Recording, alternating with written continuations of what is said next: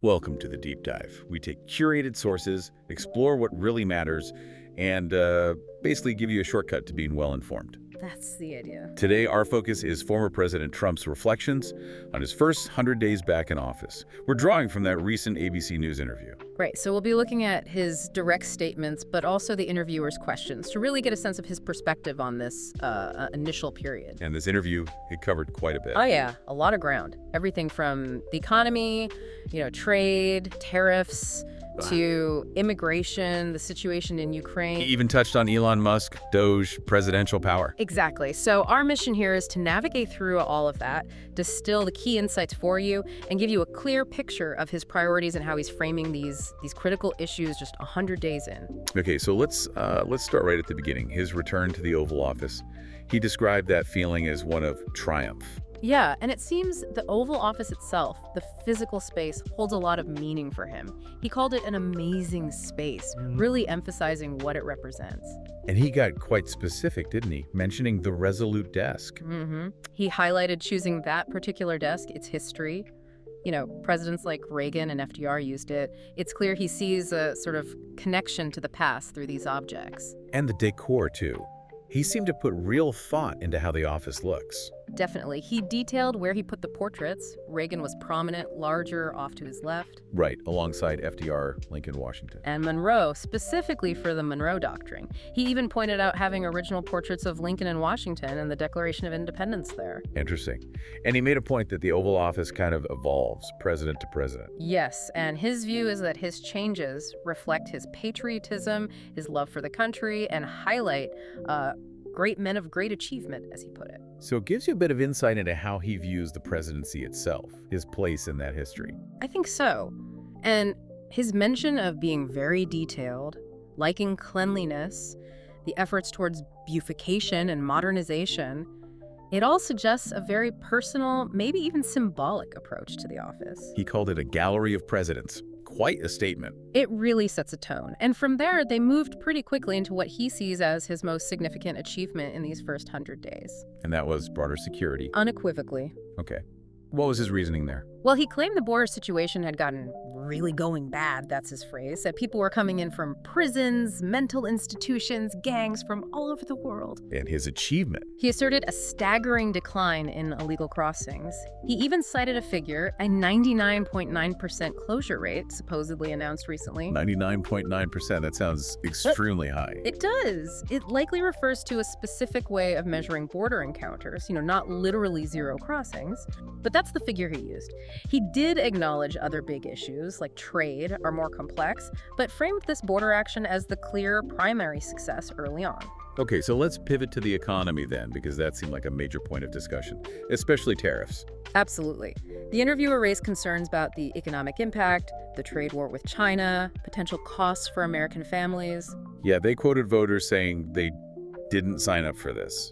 How did he handle that? He pushed back directly, argued his voters did sign up for it because tackling trade abuse was a core campaign promise. His argument being that the U.S. was losing money. A lot of money, according to him.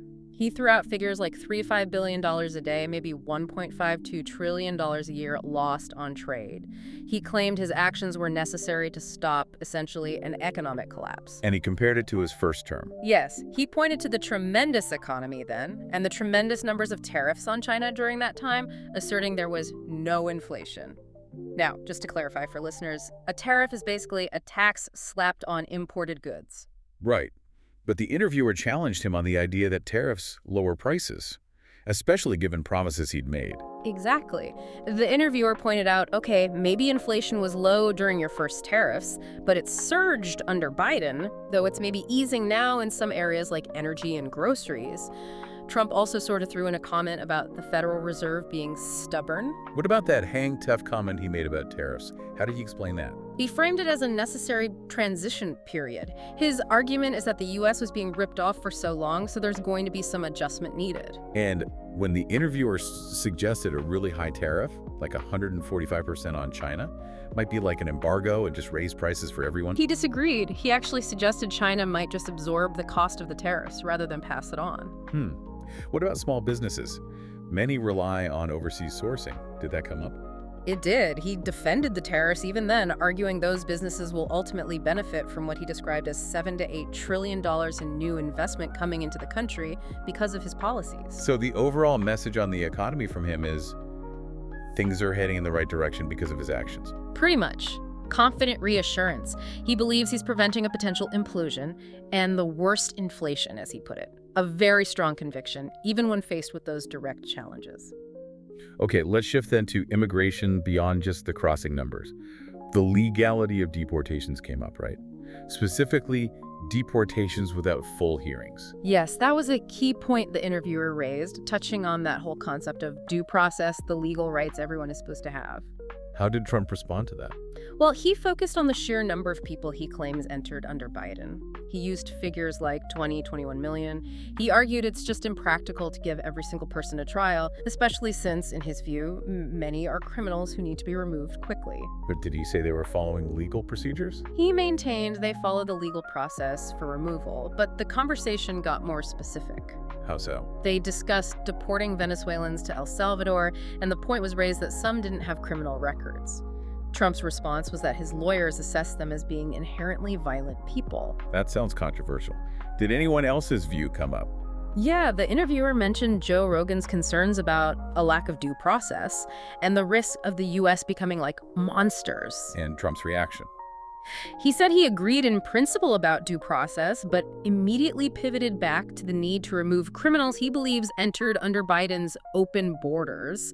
He even made a claim that Venezuela's crime rate has dropped because the criminals are now supposedly in the U.S. Wow. Did he mention any obstacles to deportation? Yes, he complained about radical left judges hindering the process. And then there was that specific case, Kilmar Abrego Garcia. Right, the Salvadoran man. He had a protective order against being returned to El Salvador, but the U.S. deported him anyway by mistake, according to the courts. The Supreme Court actually ordered him brought back. What was Trump's take on that? Did he accept it was a mistake? No, he disputed the mistake label. He claimed Garcia is an MS-13 gang member that's a major transnational gang and alleged he abused his wife. But despite clearly disagreeing with the situation, he stated, "I follow the law." But didn't that lead to another disagreement? Something about a tattoo. It did. A really tense moment. Trump insisted Garcia had a clear MS-13 tattoo. The interviewer pushed back, suggesting reports indicated it might have been photoshopped or misinterpreted. It really highlighted how differently facts can be presented or seen. Definitely shows the friction there. Okay, let's move to Ukraine. How did he characterize that situation? He called it very serious, but immediately labeled it Biden's war. He expressed concern about the casualties, but also about the amount of U.S. spending. Saying Europe should pay more. Yeah, that was his point. And he repeated his claim that the war would have never happened if he had been president. Did he mention any interactions related to the conflict? He recalled meeting Zelensky at St. Peter's Basilica, calling it a moment of solace. He also referenced a social media post he made about Putin firing missiles into civilian areas, hinting maybe Putin was tapping me along, as he put it. What's his theory on Putin's motives? He believes Putin initially wanted all of Ukraine, partly spurred by the U.S. withdrawal from Afghanistan, but that his own presence, Trump's presence, deterred Putin from going that far. And now, does he think Putin still wants all of Ukraine? He claimed Putin now wants peace, and implied this shift is due to Trump's influence. That's a significant claim. Does he trust Putin? He actually said he doesn't trust many people, including the interviewer, interestingly, but he believes Putin respects him and, because of that respect, won't take all of Ukraine. What about U.S. aid to Ukraine? Did he say if he'd cut it off if there's no peace deal? He refused to answer that directly, said he wanted to keep it a big, fat secret to maintain negotiation leverage. But he did comment on the missile strikes on civilians. Yes, he expressed displeasure, called them inappropriate, but then brought it back to his core argument. The whole war is inappropriate and wouldn't have happened if the 2020 election wasn't, in his words, rigged. Okay, shifting gears slightly, what about his defense secretary? There were reports of turmoil at the Pentagon. He confirmed he spoke with the secretary about that, mentioned the signal chats issue, but didn't elaborate much. How did he describe the secretary? Pretty positively. Called him talented, young, smart, highly educated. said he expected him to be very good or maybe even great. Full confidence then. Well, he immediately qualified that, so he doesn't have 100% confidence in anything, not even finishing the interview or how the secretary would ultimately perform. A characteristic hedge, perhaps? Interesting. What about the mention of Elon Musk and Doge? How did that fit in? It came up in the context of wasteful government spending. Trump claimed he'd already saved $150 billion, potentially more, through ongoing investigations into waste, fraud, and abuse. Did he provide specifics on the fraud? He mentioned putting back some cuts after review, but he also asserted there had been referrals to the Justice Department regarding fraud. This seemed to contradict what the interviewer stated. He generally spoke about billions of dollars given out for no reason whatsoever. Okay, and vaccines. Operation Warp Speed came up, I assume? Yeah. Yes, he expressed pride in that, called it a big achievement. How did he address the recent measles outbreak in Texas? He leaned towards a federalist approach, said governors should make those decisions. But did he offer his own recommendation? He did. He personally recommended parents get their kids vaccinated against measles, but stressed it shouldn't be a mandate. He also made a claim that HHS Secretary Robert F. Kennedy Jr. had also recommended the measles vaccine. Then the conversation turned towards presidential power and potential overreach. Right. The interviewer asked about things like revoking security clearances or going after law firms. And his response? He claimed firms had paid out hundreds of millions of dollars because they probably felt they did something wrong when faced with one of his executive orders. He strongly denied using his powers for personal revenge. How did he frame his own situation? He portrayed himself as having been persecuted worse than any president by crooked people. He reiterated his belief that he won the 2020 election by a lot, mentioning swing states, popular vote, district count, and said his supporters feel he was treated unfairly. So actions against political opponents like Biden, how did he justify those? Based on what he called their gross incompetence. He even brought up Biden's alleged use of an autopin for signing documents, implying Biden wasn't truly aware of what he was signing. So not revenge, but accountability for incompetence or dishonesty. That was his framing, yes. He said his actions regarding security clearances, for example, were against dishonest people, not driven by anger. What about internationally? Concerns from Canada came up. Yes, about remarks he'd supposedly made about taking over Canada. He dismissed the idea of anger there. How did he characterize the U.S. reputation globally? He claimed tourism is way up, and the U.S. reputation has gone way up. He contrasted this with the U.S. being laughed at under a president he called grossly incompetent. And he accused ABC, the interviewer's network, of being fake news. Finally, the big question about authoritarianism, about potentially seizing too much power. How did he address that directly? He said he would hate them to think that. He circled back to his main theme, making America great again, after what he described as a period of failure and ridicule. He claimed the country is now coming back like nobody can believe, citing positive editorials. So, recapping this whole interview, what are the main takeaways? Well, you definitely see President Trump painting a picture of decisive action in his first 100 days, big achievements claimed, especially on border security. He's vigorously defending his economic strategy, particularly tariffs, framing them as essential to fix trade issues and prevent collapse, despite all the debate around price impacts. And on immigration, the focus is on that claimed drop in crossings and the need for swift deportations, even with those due process questions lingering. Exactly. For Ukraine, his narrative is clear. It's Biden's war, wouldn't have happened under him, and his influence is now key to peace.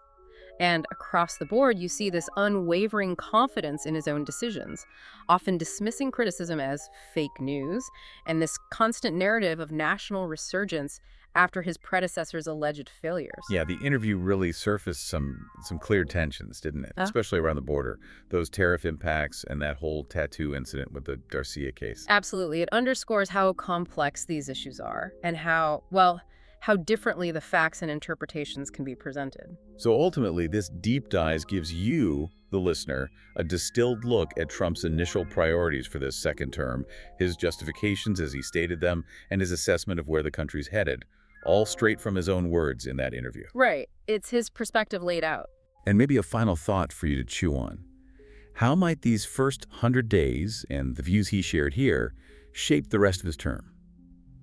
What could the ripple effects be for all these issues we've touched on and just the general political climate? Something to consider. Definitely worth thinking about. We encourage you to keep exploring these topics, dig deeper, and form your own informed conclusions. Thanks for joining us for this deep dive.